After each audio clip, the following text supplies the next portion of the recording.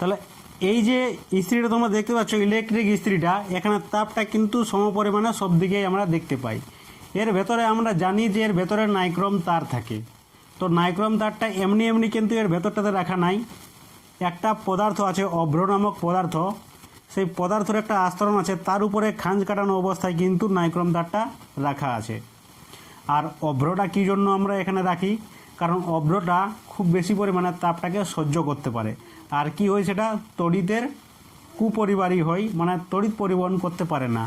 এরপর অভ্রটাকে তোমাদের দেখানোর জন্য এই ভিডিওটা কিন্তু বানিয়েছি।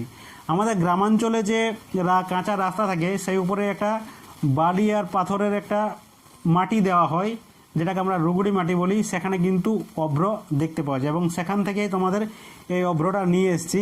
আশা করছি তোমরা এটা দেখতে পাচ্ছ। এইটা তো এইটাই কিন্তু এর ভেতরে থাকে। আশা করছি বুঝতে পারলে। ধন্যবাদ।